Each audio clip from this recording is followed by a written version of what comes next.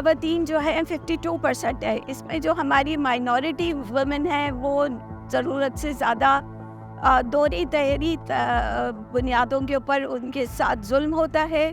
और जब जुल्म होता है तो हर सेक्टर में 90 के अवाइल की बात है कि सिविल हॉस्पिटल की एक नर्स थी जो कि दिन रात वहाँ पे काम कर रही थी, क्रिश्चियन नर्स थी, और उसके साथ वायलेंस का केस हुआ था। हॉस्पिटल के उस वार्ड के जो डॉक्टर थे बाद में फिर प्रेशराइज करने के लिए उसके ऊपर रेप का अटेम्प्ट किया। उसने फिर अपने बचाव के लिए ये किया कि खिड़की से छलांग मारी, उसकी दोनों टांगें टूट गई। जब हम सबको पता चला हमने उसके खिलाफ आवाज़ बुलंद की। इस केस को हमने सॉल्व करने में महीनों लगाए, कोर्ट में ले गए, सब कुछ हुआ। जो उसकी फैमिली थी उन्होंने केस विथड्रॉ कर लिया। उस बात के लिए मुझे इतना शदीद अफसोस हुआ। उनके लिए काम करते हैं, इतना एफर्ट करते हैं, और एंड में आता ये है कि पैसे लेके या अपने बासर जितने भी लोग हैं वो अपने उसको दबाव डाल के उस केस को अपने हक में करवा लेते हैं। तो ये वो लामा था जब मैंने सोचा था कि हम कोई तंजीम बनाए। पीस एंड डेवलपमेंट का मकसद ही यही था कि लोगों तक हकूक़ मिले, लेकिन हमने ये चूज़ किया था क्योंकि माइनॉरिटी के लिए आवाज़ बहुत कम बुलंद होती है।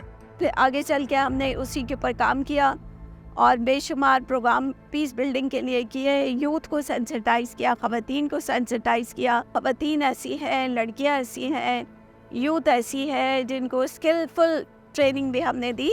आज़ादी से हुनर करने का हक है, ठीक है, हमें तफरीह हासिल करने का हक है, हमें अपनी सोच बयान करने का हक हासिल है, जान, आज़ादी और ज़ाती तहफ़्फ़ुज़ का हक हासिल है। सफीना के साथ रहते हुए, क्योंकि इन्होंने मेरी बहुत सपोर्ट दी है, मुझे टेक्निकल सपोर्ट दी है, फैसिलिटेशन में सपोर्ट दी है, राइट्स के बारे में बात करने के बारे में कि हम कैसे लोगों के सामने बात कर सकते हैं।